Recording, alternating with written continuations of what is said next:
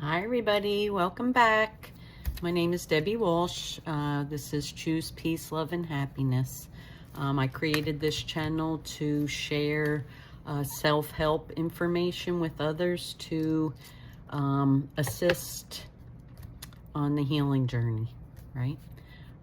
Because there's a lot of information out there that's very powerful, and it's things that we can do for ourselves to help ourselves on the healing journey.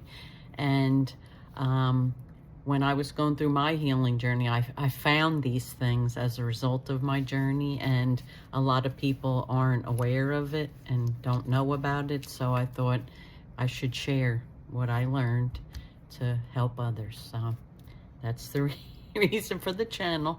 But today, I had mentioned in my last video about the pillars of healing, right? The mind, the body, and the spirit. So now we're going to start off with the mind part of healing. So one of the most important things in healing is awareness, right? But a lot of times people have no idea.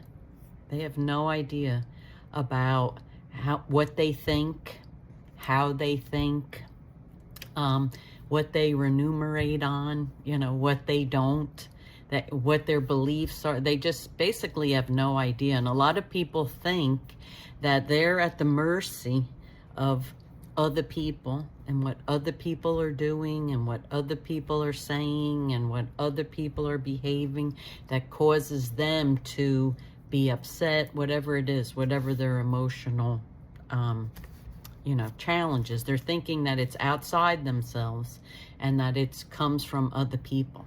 So this is a very, very important part of the whole healing process, and that is to be aware and have awareness of what you're thinking, what you think about what you experienced, what you think about the people around you, what you think about all your circumstances of your life. And wherever you're stuck, whatever part that you're stuck on, is because of what you think of what you're stuck on, basically. We're basically, and this is probably, I probably shouldn't mention it this early in the process, but it's the truth. And the truth is that we create a lot of our own suffering. We think that it's because this person did this or that, or this person said this or that, with no awareness that we can control our thoughts. And our thoughts are what are causing us our distress, if you will. So just that awareness right there and the openness that that is the case is key, right? Because a lot of times people, they don't believe it, right? They think that their problems are over there and with that person or with that circumstance or with that experience or with all these other things. But truthfully, what happens out there just is, right? And how we interpret what happens is the key to everything. And interpretation is our thoughts and our beliefs, and that's on us, right? Because we technically can be in the same room and see the same exact thing or experience the same thing as someone else, and we can interpret it totally differently. We can have different thoughts about what just happened, and we have our own beliefs about what just happened. And then people can have two totally different experiences in the same situation. So that's really big. But a lot of times you don't have someone else with you. You don't have someone that has had the same exact experience as you. So there's no frame of reference, if you will, to know that, what you're thinking is what someone else is thinking about it as well. But the point of me saying this is that looking at your thoughts, having awareness of your thoughts, and looking at what you think is very, very important.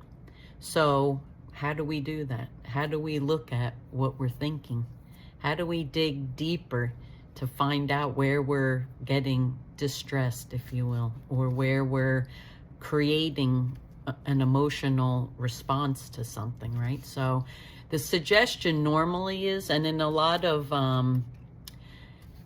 you know, counseling and therapy models, etc., etc., journaling is recommended. And I 100% believe wholeheartedly in journaling. And once you're aware of your thoughts and you have done a lot of work on yourself and you've changed what you can change, you know, it's a different situation. But when you're just starting at level 1 and you just know that you're stuck and that you're hurting, or that you know that something, you know, you need to change, and you don't know exactly how to go about doing that or what you need to change, then this would be a good foundational piece. So the piece would be to get a book, you know, a notepad or whatever it is that works for you. Actually, people use their phones now too. You can put it right in the notes on your phone. But the point is, whenever you're in distress or upset, or, you know, remunerating over something and it causes an emotional response, write it down in some way, shape, or form. And or, I mean, you can voice memo it too, right? However you have to do it, whatever you're thinking and you're feeling and then you need to get it out, is a very important process to note it in some way. And the reason you would note it in some way is to look at it, right? And review it.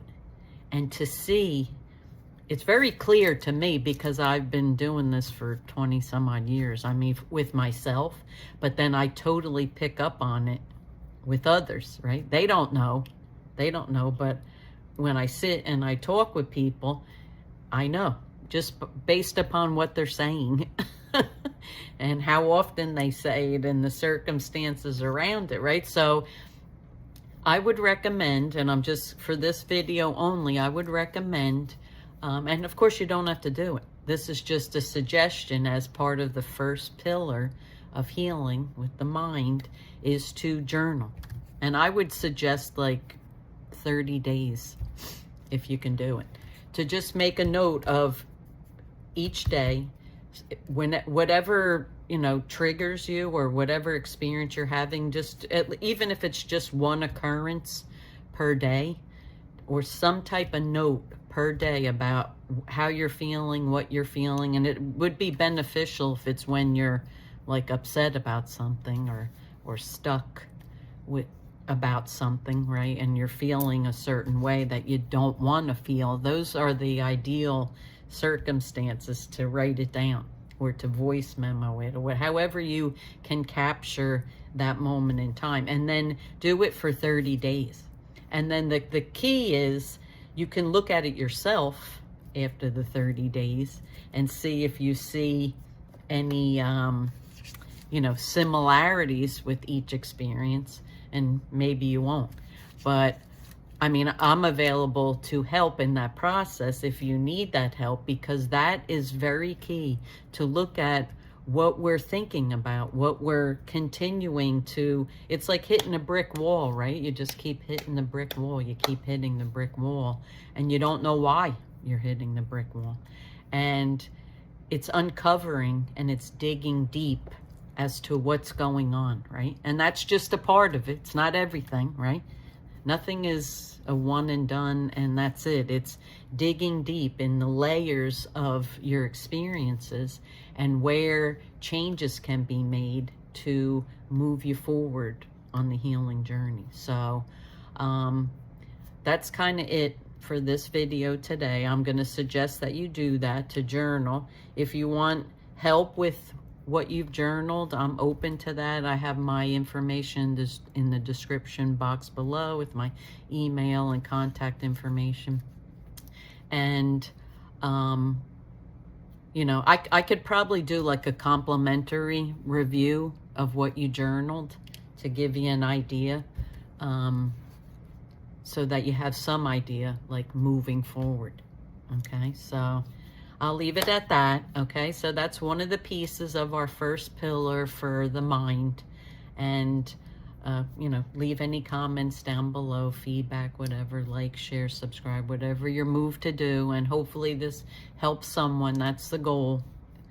Comes from my heart to help others, because I needed it at one point myself. So, you know, we want to give back type of thing. So, all right, wishing you peace, love, and happiness on your healing journey. Namaste.